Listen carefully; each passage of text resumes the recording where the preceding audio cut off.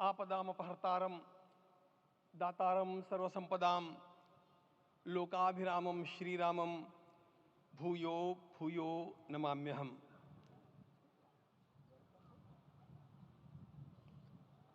आज अंतःकरण अत्यंत उल्लास से, समाधान से और कृतज्ञता से भरा हुआ है। हमारा संपूर्ण राष्ट्र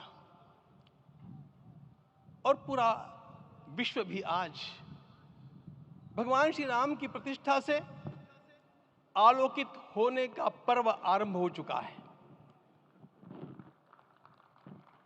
यह केवल एक मंदिर में एक मूर्ति की प्रतिष्ठा नहीं है, यह इस देश की अस्मिता, इस देश का स्वाभिमान और इस देश का आत्मविश्वास, इसकी प्रतीक्षा है।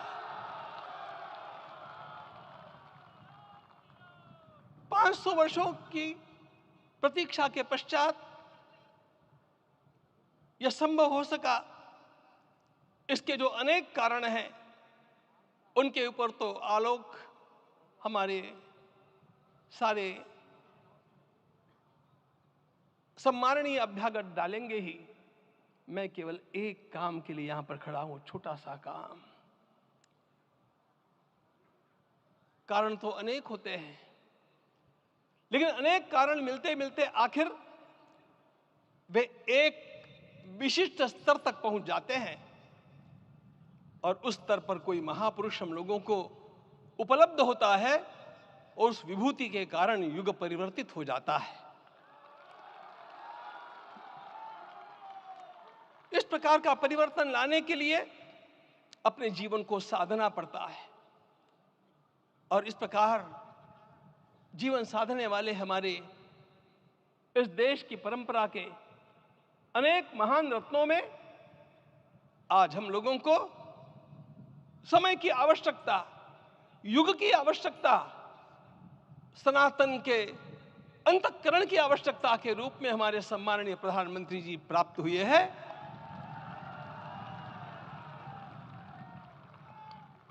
यह केवल इस देश का नहीं, यह संपूर्ण विश्व का सौभाग्य है कि आज एक ऐसा राजदर्शी हम लोगों को प्राप्त हुआ।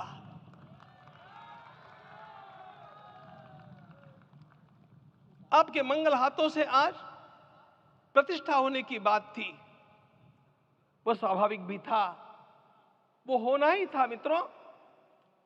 लेकिन मुझे इस बात का आश्चर्य हुआ जब मुझे लगभग 20 दिन पूर्व समाचार मिले कि माननीय प्रधानमंत्री जी को इस प्रतिष्ठा के लिए स्वयं अपने लिए क्या क्या अनुष्ठान करके सिद्ध करना चाहिए, स्वयं को उसकी नियमावली आप लिख करके भेजें।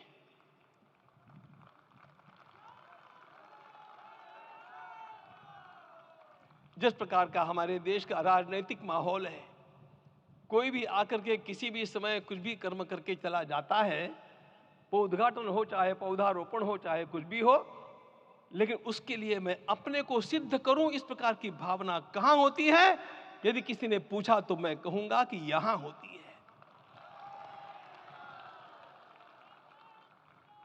भगवान श्री राम की प्रतिष्ठा करनी है। भारतीय जीवनादर्शों के सर्वोच्च आदर्श भगवान श्री राम है और इन समस्त जीवनादर्शों की प्रतिष्ठा करने के समान ही यहां की प्रतिष्ठा रही है। इसलिए एक महान विभूति को ऐसे लगा कि मैं अपने को भी साधूं। मैं कर्मणा मनसा वाचा, कर्म से, मन से और वाणी से अपने को उसके लिए शुद्ध बनाऊं, सिद्ध बनाऊं, और उसका मार्ग तप ही है। भगवद गीता ने कहा, यज्ञ दान तप कर्म न त्याज्यम कार्यमेव तत्। तप से ही विशेष परिशुद्धि होती है। आज मुझे आपको बतलाने समय अंतःकरण गदगद होने की अनुभूति हो रही है। मैंने तो कहा था, हम लोगों ने महापुरुषों से परामर्श करके लिखा था, आपको केवल 3 दिन का उपवास करना है। आपने 11 दिन का संपूर्ण उपोषण किया। हमने 11 दिन एक भुक्त रहने के लिए कहा था, उन्होंने अन्न का ही त्याग कर दिया। महाभारत में कहा गया है अनशन ये सबसे बड़ा तप है, अनशन। और उसको उनके जीवन में साकार होते हुए मैंने केवल देखा नहीं, मैं थोड़ा तार्किक हूं। आपकी परम पूजनीय माता जी से मिलकर के मैंने उसको रिकन्फर्म भी किया था कि आपका ये अभ्यास 40 वर्षों का है। ऐसा तपस्वी कोई राष्ट्रीय नेता प्राप्त होना यह सामान्य बात नहीं है। वे इन दिनों में हमने कहा था कि आपको विदेश प्रवास नहीं करना चाहिए, क्योंकि सांसर्गिक दोष भी आते हैं। विदेश प्रवास टाल दिया सांसर्गिक देशों के इस दोषों की संभावना के कारण, लेकिन दिव्य देशों का प्रवास ऐसा किया। नासिक से आरंभ किया, गुरुवायूर गए, श्रीरंगम गए, रामेश्वरम गए। इन सारे स्थानों पर जाकर के वहां के परमाणुओं को लेकर के और पूरी भारत माता के हर कोनों में जाकर के मानो वे निमंत्रण दे रहे थे कि आइए दिव्य आत्माओं, अयोध्या पधारिए और हमारे राष्ट्र को महान बनाने के लिए आशीर्वाद दीजिए।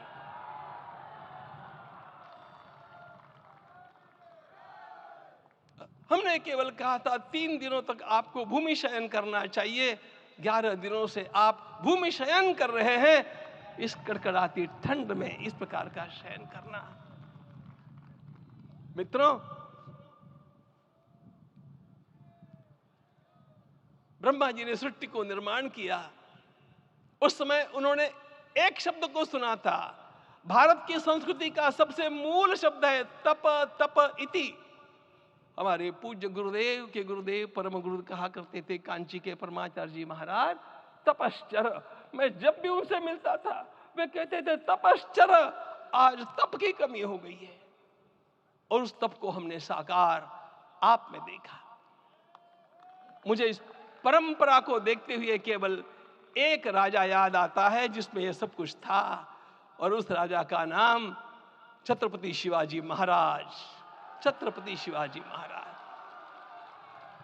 मित्रों, लोगों को पता नहीं है शायद,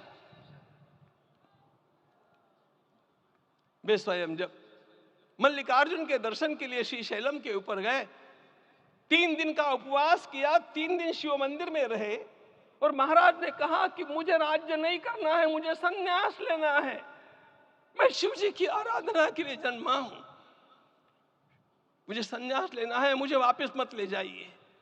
इतिहास का वो बड़ा विलक्षण प्रसंग है। उस प्रसंग में उनके सारे ज्येष्ठ मंत्रियों ने उनको समझाया और लौटा करके लाया कि यह भी आपका कार्य भगवत सेवा ही है।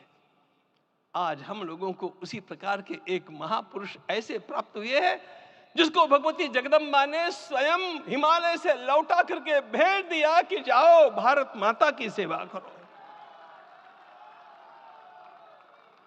तुम्हें भारत माता की सेवा करनी है।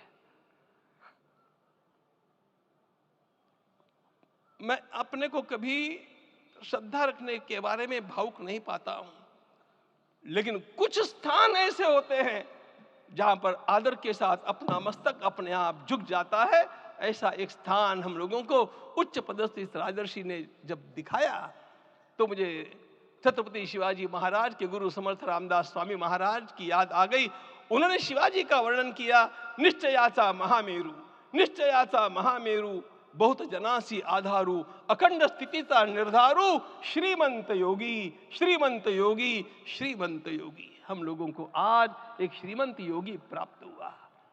आज मैं यहां पर केवल इसलिए खड़ा हूं कि इतने तपस्या के पश्चात इन सारे महात्माओं की अनुमति लेकर के और उनके आशीर्वाद लेकर के उनका यह तप पूर्ण करने के लिए, उसकी सांगता के लिए उनको चरणामृत दिया जा रहा है।